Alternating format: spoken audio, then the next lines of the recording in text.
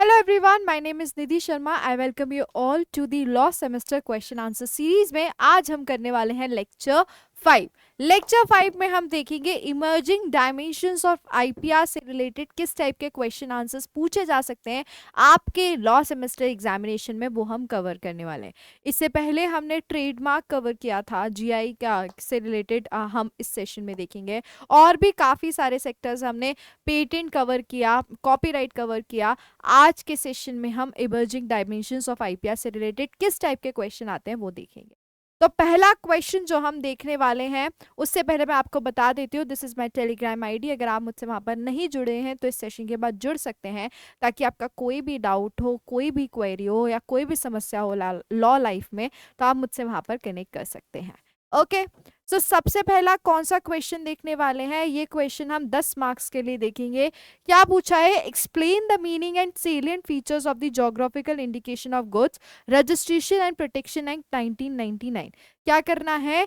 Salient features और meaning बताना है. किसका? जीआई के बारे में मीनिंग और जीआई के एक्ट के फीचर्स बताने हैं. Discuss is significance in the protection of intellectual property rights in India. और उसी के साथ साथ उसका जो सिग्निफिकेंस है किसका? जीआई का इंटेलेक्चुअल प्रॉपर्टी राइट के प्रोटेक्शन में, वो भी क्या करना है? बताना है. और ये टोटल 10 मार्क्स का क्वेश्चन आपसे पूछा गया है. ठीक है, सो पहले हम यहाँ पे बताएंगे कि बेसिकली ज्योग्राफिकल इंडिकेशन क्या होता है. सो मीनिंग ऑफ जीआई की जब हम बात कर रहे हैं, जीआई क्या है? A geographical indication is a sign used on goods that have a specific geographical origin and possess qualities, reputation or characteristics essentially attributable to that place of origin. So GI की जब हम बात करते हैं, GI एक ऐसा sign है जो कि गुड्स पे यूज किया जाता है, जिसका क्या स्पेसिफिक एक जोग्राफिकल ओरिजिन है. जैसे आपने देखा होगा कश्मीर की शॉल होती है, ठीक है, तो उस एरिया का जो सबसे फेमस चीज है वो चीज क्या जीआई में होता है. और उसी के साथ साथ वो क्या करता है? पजेस करता है, क्वालिटीज पजेस करता है, रेपुटेशन पजेस करता है, और उसी के साथ ऐसे कैरेक्टर्स जो कि उस प्लेस को क्या कर रहे हैं? रिप्रेजेंट कर रहे हैं. Commonly use for agriculture products. किसके लिए यूज किया जाता है? मेनली जीआई एग्रीकल्चर प्रोडक्ट्स के लिए यूज किया जाता है. आपने मास्टर शेफ अगर देखा होगा तो मास्टर शेफ में भी वो हर अपनी रेसिपी बनाने के बाद जब डिसीजन लेते हैं तो उसमें वो बताते हैं कि आज हम कौन सा जीआई प्रोडक्ट यूज कर रहे हैं, आज हम किसका यूज कर रहे हैं, ये चीज वो क्लियरली बताते हैं. ठीक है, सो एग्रीकल्चर प्रोडक्ट्स के लिए होता है, हैंडीक्राफ्ट्स के लिए होता है, फूड स्टफ्स के लिए होता है, इंडस्ट्रियल गुड्स के लिए होता है. और उसी के साथ साथ GI serves to indicate authenticity and quality link to our region. So basically GI क्या करता है? ज्योग्राफिकल इंडिकेशन जो ऑथेंटिसिटी है और जो क्वालिटी है एक रीजन से रिलेटेड, जो कि रिलेटेड है, लिंक्ड है, उसके बारे में भी क्या करता है? बताता है. सो ये हमने सबसे पहले उसमें क्या बताया? ज्योग्राफिकल इंडिकेशंस का मीनिंग बताया. अब हम बताएंगे ज्योग्राफिकल इंडिकेशन एक्ट के बारे में. The geographical indication of goods registration and protection act 1999. The act was enacted by the Indian parliament to comply with India's obligation under the TRIPS agreement. And ये क्या था? जो एक्ट था वो enact किया गया था किसकी तरह से? इंडियन पार्लियामेंट की तरफ से, कि वो इंडिया के ऑब्लिगेशन से क्या कर रहे हैं? कंप्लाई कर रहे हैं. किसमें? ट्रिप्स अग्रीमेंट में. ये जो है ये कब आया था? GI act. जीआई एक्ट 15 सितंबर को 2003 में आया था. ये भी मैंने यहाँ पर बताया है. अब मैंने पहले क्या बताया? जीआई का मीनिंग बताया, उसके बाद जीआई एक्ट क्या है, क्यों लेकर आया और कब आया, उसके बाद अब मैं जीआई एक्ट के क्या बताऊंगी? सेलिएंट फीचर बताऊंगी. पहला जो है डेफिनेशन स्कोप जो बोलता है, ये एक्ट डिफाइन करता है ज्योग्राफिकल इंडिकेशन, और उसी के साथ साथ जो गुड्स एलिजिबल है ज्योग्राफिकल इंडिकेशन जीआई प्रोटेक्शन के लिए, जैसे हमारे नेचुरल हो गए, एग्रीकल्चर हो गए, मैन्युफैक्चर्ड हो गए, हैंडीक्राफ्ट हो गए, ये सारे गुड्स इंक्लूडेड हैं किसके लिए? जीआई के लिए. दूसरा जो फीचर मैंने यहाँ डिस्कस किया है दैट इज रजिस्ट्रेशन. रजिस्ट्रेशन क्या? ये जो जीआई एक्ट है वो प्रोवाइड करता है किस चीज के लिए? रजिस्ट्रेशन के. किसके रजिस्ट्रेशन के? ज्योग्राफिकल इंडिया के, इंडिया में. ठीक है, जो सॉरी ज्योग्राफिकल इंडिकेशन के इंडिया में जो प्रोडक्ट ऐसा लग रहा है कि जीआई इस पर मांग सकते हैं, उसका रजिस्ट्रेशन के लिए ये क्या करता है? ये एक्ट प्रोवाइड करता है. जो रजिस्ट्रेशन है वो इनिशियल पीरियड कितना होता है? 10 साल के लिए होता है, और उसी के साथ साथ वो रिन्यूड हो सकता है इनडेफिनेटली. मतलब कि जब जीआई को रजिस्टर कराया जाएगा तो उसका 10 साल के लिए वो क्या रहेगा? वैलिड रहेगा. उसके बाद उसको रिन्यू किया जा सकता है इनडेफिनेटली. तीसरा जो है यहाँ pay feature that is protection. जो रजिस्टर्ड जीआई है वो प्रोटेक्टेड है अनऑथराइज यूज जो कि दूसरों की तरफ से किए गए हैं, और जो बिलोंग नहीं करते हैं जोग्राफिकल रीजन को और या जो रिक्वायर्ड स्टैंडर्ड्स हैं उनको मीट नहीं करते हैं, वो भी प्रोटेक्शन यहाँ पे दिया गया है। चौथा जो फीचर है that is right to use, सबसे बड़ा जो एक फीचर है जो कि एक्ट ने दिया है that is right to use. सिर्फ और सिर्फ ऑथराइज यूजर्स और रजिस्टर्ड प्रोप्राइटर्स का क्या है, लीगल राइट है कि वो जीआई टैग को यूज कर सकते हैं। पांचवा जो है that is infringement and remedies. जो एक्ट है वो क्या करता है, लीगल रेमेडीज प्रोवाइड करता है अगर किसी भी तरीके का इन्फ्रिंजमेंट होता है। जब इन्फ्रिंजमेंट की बात कर रहे हैं तो इन्फ्रिंजमेंट इंक्लूड करता है कि अगर जीआई को एक मिसलीडिंग मैनर में या एक रजिस्टर्ड जीआई का इमिटेशन किया है, कॉपी किया है, तो उस टाइम पे क्या होगा, उस टाइम पे इन्फ्रिंजमेंट होगा और उस इन्फ्रिंजमेंट के लिए प्रॉपर रेमेडी अवेलेबल है जोग्राफिकल इंडिकेशन एक्ट में। फिर आते हैं अलग फीचर जो है हमारा next feature establishment of registry. जो एक्ट है वो स्टैब्लिशमेंट करता है किसका, जोग्राफिकल इंडिकेशन रजिस्ट्री का, जो कि कहाँ पर है, चेन्नई में है, जहां पर पूरी तरीके से जो जोग्राफिकल इंडिकेशंस हैं वो क्या होते हैं, रजिस्टर्ड होते हैं। फिर आते हैं अपेलेट बोर्ड। अपेलेट बोर्ड की बात करें तो जो प्रोविजंस है वो इंटेलेक्चुअल प्रॉपर्टी अपेलेट बोर्ड के लिए है कि वो क्या करेंगे, अपील को सुनेंगे किससे रिलेटेड, जोग्राफिकल इंडिकेशन रजिस्ट्रेशन से रिलेटेड एंड उसी के साथ साथ डिस्प्यूट से रिलेटेड। तो ये हमारे जो टोटल 7 फीचर्स हमने यहाँ पे डिस्कस किए हैं। नाउ वी विल डिस्कस कि क्या सिग्निफिकेंस है जोग्राफिकल इंटेलेक्चुअल जोग्राफिकल इंडिकेशन और इंटेलेक्चुअल प्रॉपर्टी से रिलेटेड। तो पहला है इकोनॉमिक बेनिफिट। जो जीआई प्रोटेक्शन है वो हेल्प करता है प्रोड्यूसर को कि वो क्या कर सके, प्रीमियम मार्केट को ग्रेन प्रीमियम मार्केट एक्सेस को गेन कर सके और उसी के साथ साथ उन जीआई को प्रॉपर रिकॉग्निशन मिल सके, जिस वजह से क्या होगा, इकोनॉमिक अपलिफ्टमेंट होगा, और जो अपलिफ्टमेंट किसमें होगा, रूरल और ट्रेडिशनल सेक्टर में होगा। दूसरा हो जो है वो है प्रिजर्वेशन ऑफ कल्चरल हेरिटेज। बहुत सारे जीआईस क्या करते हैं, रिप्रेजेंट करते हैं सेंचुरी ओल्ड ट्रेडिशंस, क्राफ्ट्स को, नॉलेज को, जो कि क्या करते हैं, इस एक्ट को क्रूशियल बनाते हैं किसके लिए, कल्चरल प्रिजर्वेशन के लिए। फिर है आपका कंज्यूमर प्रोटेक्शन कि जो ये एक्ट है, ये जीआई एक्ट पूरी तरीके से इंश्योर करता है कि जो कंज्यूमर है उनको एक ऑथेंटिक एंड क्वालिटी प्रोडक्ट क्या हो, रिसीव हो, किससे रिलेटेड, उनके जो जोग्राफिकल ओरिजिन है उससे related. International recognition. International recognition ये जो एक्ट है ये इनेबल करता है इंडियन गुड्स को कि वो क्या हो, इंटरनेशनली प्रोटेक्टेड रहे, और उसी के साथ साथ एक्सपोर्ट को हेल्प करता है और ब्रांड बिल्डिंग में भी बहुत हेल्प करता है। फिर हम इसका किस पे आएंगे, कंक्लूजन पे, कि जो जीआई है वो क्या है, जीआई एक्ट एक वाइटल रोल प्ले करता है इंडिया के इंटेलेक्चुअल प्रॉपर्टी को सेफगार्ड करने में, ट्रेडिशनल नॉलेज को प्रोटेक्ट करने में, और उसी के साथ जो रूरल डेवलपमेंट है उसको एनहेंस करने के लिए, उसको बढ़ावा देने के लिए। जो ये है पूरी तरीके से अलाइन है किससे, ग्लोबल स्टैंडर्ड से, और उसी के साथ ये इंश्योर करता है कि जो इकोनॉमिक और कल्चरल राइट्स हैं वो क्या हो, पूरी तरीके से रिकॉग्नाइज हो। सो यहाँ पर इस क्वेश्चन में हमसे पूछा गया था कि एक्सप्लेन करो मीनिंग और जीआई का, और उसी के साथ जीआई एक्ट के जो फीचर्स हैं, सिग्निफिकेंस है, वो बताओ। तो यहाँ पर मैंने क्या बताया, पहले जीआई का मीनिंग बताया, उसके बाद मैंने उस एक्ट के बारे में बताया कि कौन सी डेट को वो आया, फिर उस एक्ट के मैंने फीचर्स बताए, 7 फीचर्स हमने डिस्कस किया, एंड आफ्टर दैट हमने सिग्निफिकेंस पॉइंट्स में डिस्ट्रीब्यूट किया, और उसके बाद हमने क्या दिया, कंक्लूजन दिया, क्योंकि 10 मार्क्स का क्वेश्चन था, हमें इतनी डिटेल में लिखना पड़ेगा। दूसरा क्वेश्चन जो आपसे पूछा जा सकता है जीआई से वो है, discuss the concept of geographical indication and explain how it contributes to protection of traditional knowledge in India, support your answer with relevant example. आपको इसमें पूछा है कि जीआई का कॉन्सेप्ट डिस्कस करो और उसी के साथ ये भी बताओ कि किस तरीके से वो ट्रेडिशनल नॉलेज जो इंडिया में है उसको प्रोटेक्ट कर रहा है, और अपने आंसर को आपको रिलेवेंट एग्जाम्पल्स की तरह के साथ बताना है। ये 8 मार्क्स का क्वेश्चन आपसे पूछा गया है। तो बात करें जीआई के कॉन्सेप्ट की, तो जो जोग्राफिकल इंडिकेशन है वो फॉर्म है किसका, इंटेलेक्चुअल प्रॉपर्टी का, जो कि आइडेंटिफाई करता है गुड को जो कि ओरिजिनेट कर रहे हैं स्पेसिफिक जोग्राफिकल रीजन से, जहां पे एक particular quality, reputation, characteristic good की क्या है, एसेंशियली एट्रीब्यूबल है किस पे, ओरिजिन में। जब हम बात करते हैं इंडिया में, तो इंडिया में जो जीआई है वो गवर्न किए जाते हैं जोग्राफिकल इंडिकेशन एक्ट से। जीआई टिपिकली अप्लाई हो रहे हैं किस पे, एग्रीकल्चर प्रोडक्ट्स पे, फूड स्टफ पे, हैंडीक्राफ्ट पे एंड इंडस्ट्रियल गुड पे, जो कि क्या है, डीपली रूटेड है किसमें, लोकल ट्रेडिशन एनवायरनमेंट पे। तो मैंने आज जीआई के बारे में बेसिक मीनिंग दिया, उसके बाद मैंने बताया कि किस तरीके से जीआई कंट्रीब्यूट कर रहा है ट्रेडिशनल नॉलेज के प्रोटेक्शन में। तो पहला मैंने बताया recognition of traditional practices. GI offer करता है लीगल रिकॉग्निशन किसको, ट्रेडिशनल नॉलेज को और स्किल्स को जो कि एम्बेडेड है किसमें, रीजन स्पेसिफिक गुड्स के प्रोडक्शन में। जैसे हमारा हैंडलूम हो गया, इंडाइजिनस फूड्स आइटम्स हो गए, इनको क्या किसी ना किसी तरीके से जीआई क्या कर रहा है, रिकॉग्निशन दे रहा है जो हमारी ट्रेडिशनल प्रैक्टिसेस है उनको। दूसरा इकोनॉमिक एम्पावरमेंट, जैसे ही मार्केट एक्सक्लूसिविटी को सिक्योर करते हुए जीआई हेल्प कर रहा है लोकल कम्युनिटी और आर्टिशियंस को कि वो क्या करें, बेनिफिट करें, और जिस वजह से जो हमारा ट्रेडिशनल नॉलेज है वो भी क्या हो रहा है, कहीं ना कहीं इवॉल्व हो रहा है। उसके बाद मैंने बताया कि किस तरीके से जो जीआई है वो प्रिजर्व कर रहा है हमारे कल्चरल हेरिटेज को। कल्चरल हेरिटेज को किस तरीके से प्रिजर्व कर रहा है, जो रजिस्ट्रेशन है जीआई के वो हेल्प करते हैं डॉक्यूमेंट में प्रिजर्व करने में, ट्रेडिशनल मेथड्स को, क्राफ्ट करने को, बायोडाइवर्सिटी को, जो कि क्या कहीं ना कहीं लॉस्ट है इंडस्ट्रियलाइजेशन ग्लोबलाइजेशन के वजह से। चौथा तो है जो कि डिस्करेजमेंट ऑफ मिस एप्रोप्रिएशन।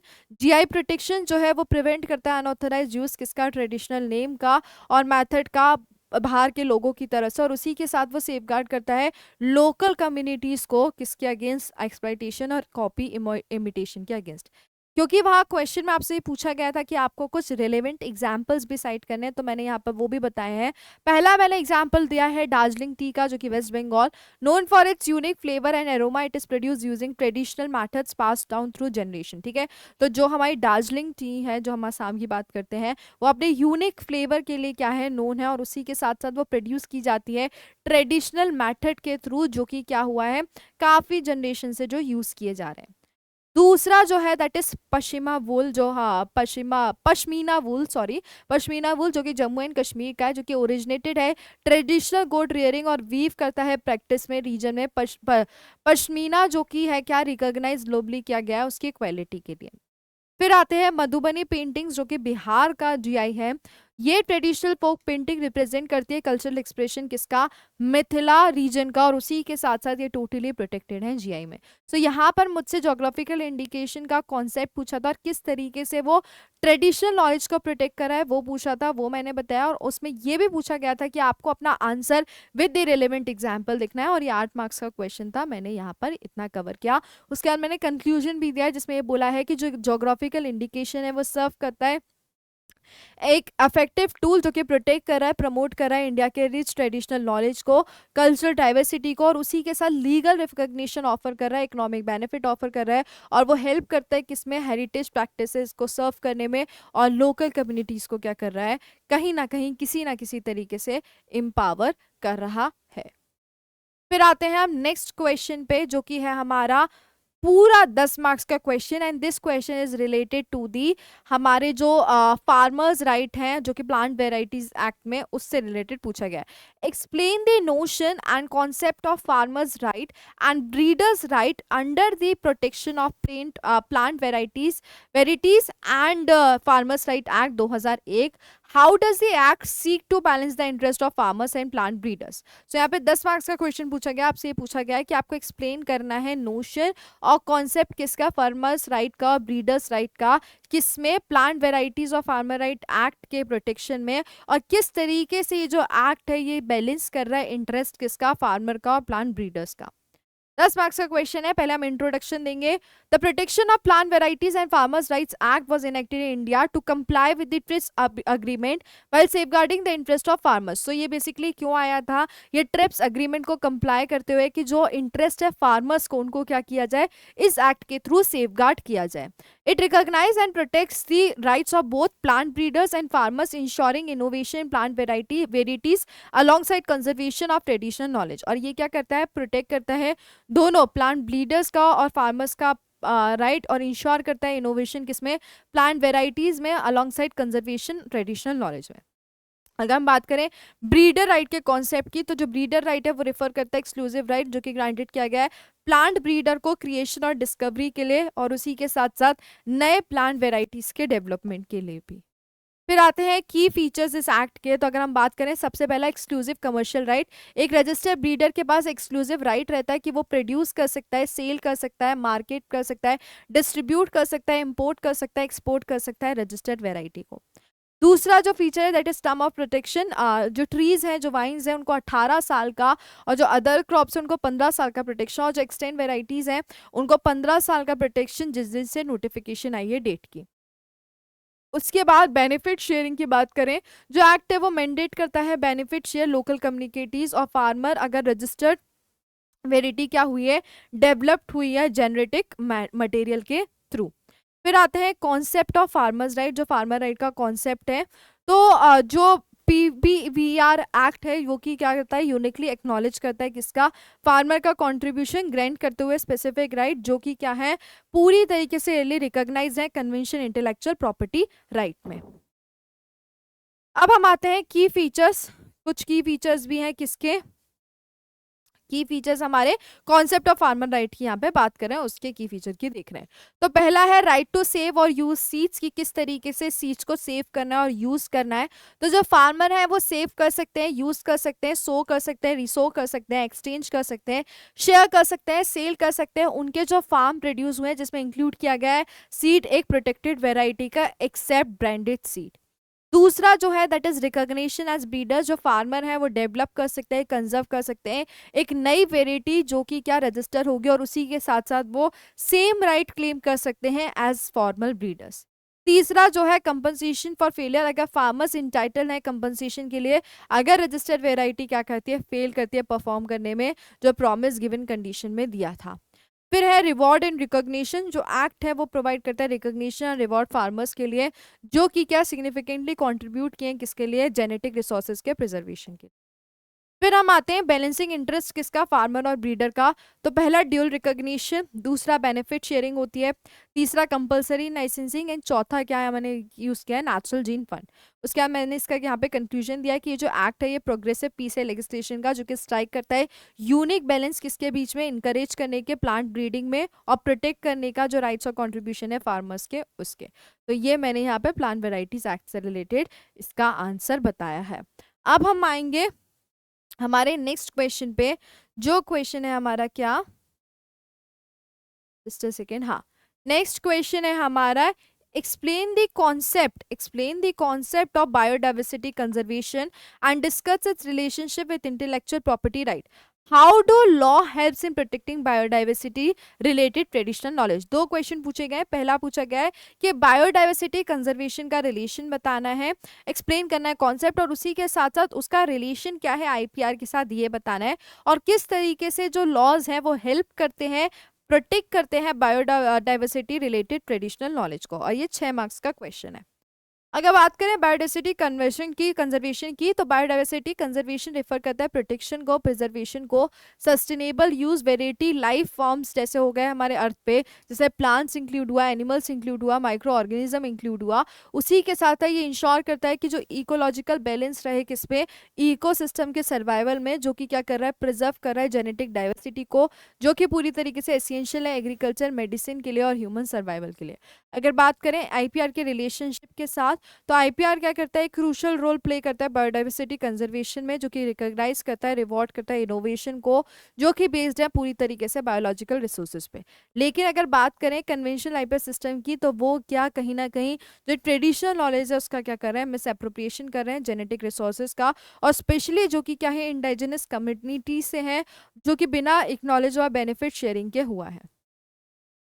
उसी के साथ साथ अगर हम लीगल प्रोटेक्शन की बात करें बायोडाइवर्सिटी का, तो बायोडाइवर्सिटी एक्ट 2002 रेगुलेट करता है एक्सेस किसको, बायोलॉजिकल रिसोर्सेज को, स्टैब्लिश करता है बेनिफिट शेयरिंग मैकेनिज्म को, और प्रोटेक्ट करता है ट्रेडिशनल नॉलेज को, जो कि क्या हुआ है लोकल कम्युनिटीज की तरफ से हुआ है।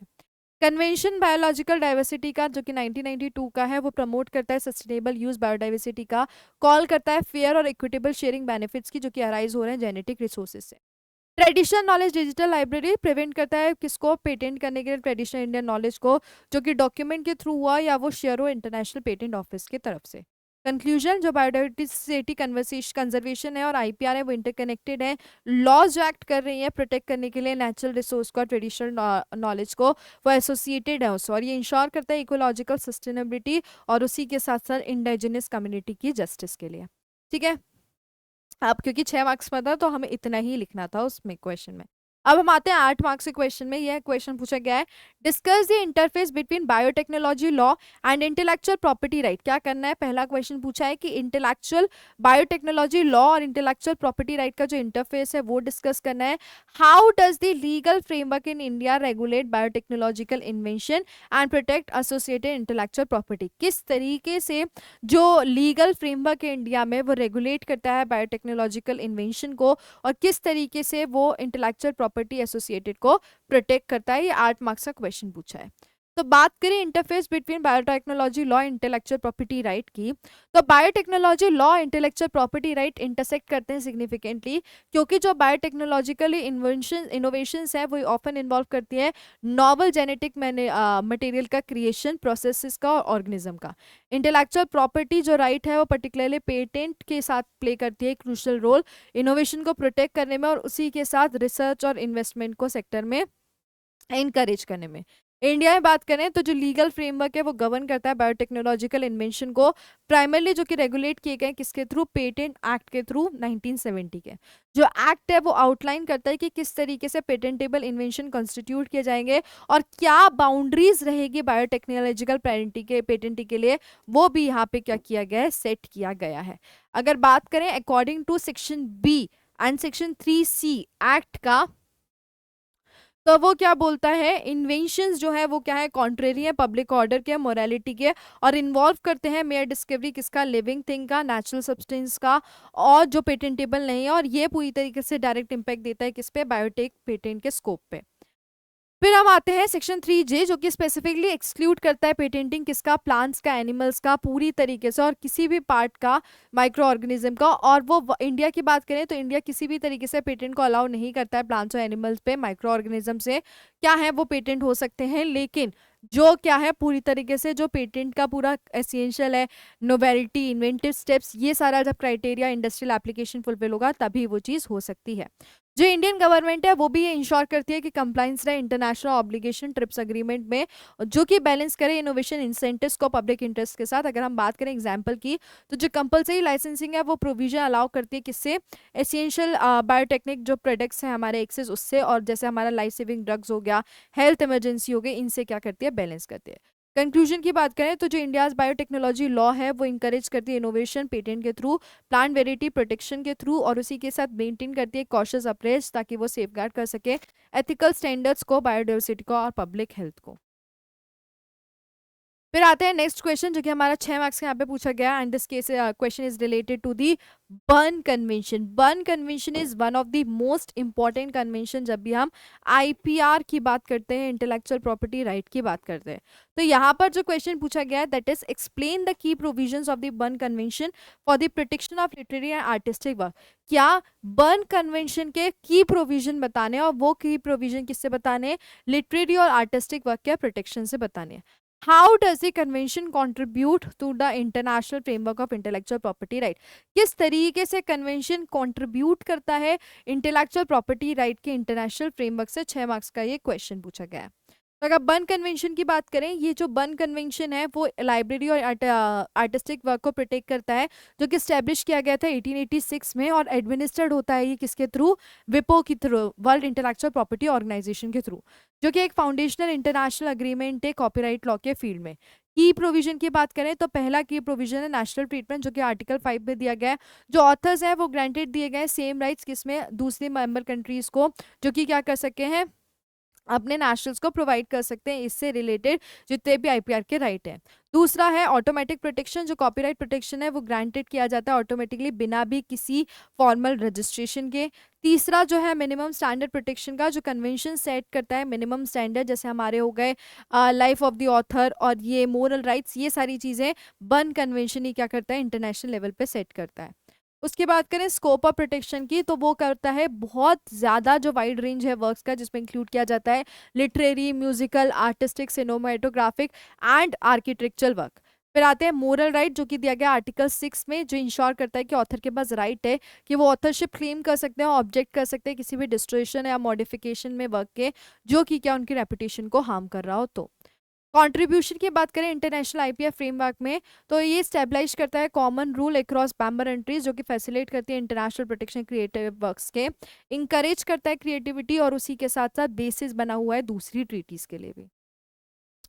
कंक्लूजन, ये जो बर्न कन्वेंशन है ये क्रूशल रोल प्ले करता है किसमें, इंटरनेशनल इंटेलेक्चुअल प्रॉपर्टी रिजाइम में, जो कि प्रोवाइड करता है किसके लिए, पूरी तरीके से जो कंसिस्टेंट कॉपीराइट प्रोटेक्शन है अक्रॉस बॉर्डर्स, और उसी के साथ क्रिएटिव इंडस्ट्री को फोस्टर करता है, और कल्चर डेवलपमेंट ग्लोबली को भी क्या करता है, पूरी तरीके से रिकॉग्निशन और फोस्टर करता है। तो ये हमने यहाँ पे क्या बताया है, बर्न कन्वेंशन से रिलेटेड ये क्वेश्चन डिस्कस किया है। नेक्स्ट क्वेश्चन जो है यहाँ पर that is patent cooperation treaty, ये भी एक बहुत इंपॉर्टेंट टॉपिक है आईपीआर में। Discuss the objective and key features of the patent cooperation treaty. पहला क्वेश्चन पूछा गया है कि ऑब्जेक्टिव और की फीचर्स बताने आपको पेटेंट कॉपरेशन ट्रीटी के। उसी के साथ साथ how does the PCT streamline the process of obtaining international patent protection, किस तरीके से पीसीटी स्ट्रीमलाइन करता है इंटरनेशनल पेटेंट प्रोटेक्शन को ऑब्टेन करने के लिए, क्या उसके एडवांटेज और लिमिटेशन है इन्वेंटर्स एंड एप्लीकेंट्स के लिए। ये 10 मार्क्स का क्वेश्चन पूछा गया है। पहले मैं पेटेंट कॉपरेशन ट्रीटी के बारे में बताऊंगी। पेटेंट कॉपरेशन ट्रीटी एडमिनिस्ट्रेटर होता है विपो की तरफ से, जो कि स्टैब्लिश किया गया था 1970 में, ताकि वो सिंप्लीफाई कर सके, फैसिलिटेट कर सके पेटेंट प्रोटेक्शन का जो प्रोसेस है उसको सीख करने के लिए इंटरनेशनल लेवल पे। और उसी के साथ ये इनेबल करता है इन्वेंटर को कि वो क्या कर सके, सिंगल इंटरनेशनल पेटेंट फाइल कर सके, जो कि क्या जिसका लीगल इफेक्ट रहेगा मल्टीपल कंट्रीज में। अगर ऑब्जेक्टिव की बात करें तो पहला है सिंप्लीफाई करता है पेटेंट फाइलिंग प्रोसेस को, जो कि अलाउ करता है एप्लीकेंट को एक एप्लीकेशन लैंग्वेज में फाइल करने के लिए प्रोटेक्शन मल्टीपल मेंबर कंट्रीज में। रिड्यूस करता है कॉस्ट और टाइम को, ये पोस्टपोन करता है नीड मल्टीपल नेशनल फाइलिंग्स के लिए, जो कि एप्लीकेंट को ज़्यादा टाइम देता है कमर्शियल पोटेंशियल एसेस करने के लिए। इनकरेज करता है इनोवेशन के लिए, जो कि आप इंटरनेशनल प्रोटेक्शन से एक्सेस कर सकते हो। जो पीसीटी है वो सपोर्ट करता है इनोवेशन को और डेवलपमेंट को। जो की फीचर्स है पीसीटी के, सबसे पहला है सिंगल इंटरनेशनल एप्लीकेशन है। एक सिंगल एप्लीकेशन फाइल होती है पीसीटी में, जो कि कवर होती है ऑलमोस्ट 157 कॉन्ट्रैक्टिंग स्टेट में 2024 के हिसाब से। इंटरनेशनल सर्च रिपोर्ट की बात करें तो जो इंटरनेशनल सर्चिंग अथॉरिटी है वो प्रोवाइड करती है एक रिपोर्ट, जो कि असेस करता है प्रायर आर्ट को और हेल्प करता है एप्लीकेंट को कि वो पूरी तरीके से इन्वेंशन की नॉवेल्टी क्या कर सके, समझ सके। इंटरनेशनल प्रिलिमिनरी एग्जामिनेशन जो कि ऑप्शनल है, एप्लीकेंट क्या कर सकता है, रिक्वेस्ट कर सकता है फर्दर एग्जामिनेशन, जो एवेलेट करेगा पेटेंटेबिलिटी, प्रोवाइड करेगा greater clarity entering national phases में एंटर होने से पहले।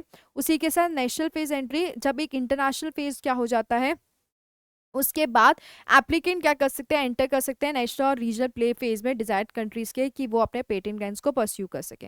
फिर आते हैं सेंट्रलाइज्ड एप्लीकेशन, जो इंटरनेशनल एप्लीकेशन है वो पब्लिश होती है विपो की तरफ से 18 मंथ्स, जैसे ही प्रायोरिटी डेट के बाद 18 मंथ्स बाद वो चीज़ होती है, इंक्रीज करती है ग्लोबल एक्सेसिबिलिटी। एडवांटेजेस भी मैंने यहाँ पे बताए हैं क्या क्या है एडवांटेज, कॉस्ट इफेक्टिव और एफिशिएंट है, स्ट्रेटेजिक प्लानिंग है, इनहेंस करता है पेटेंट क्वालिटी।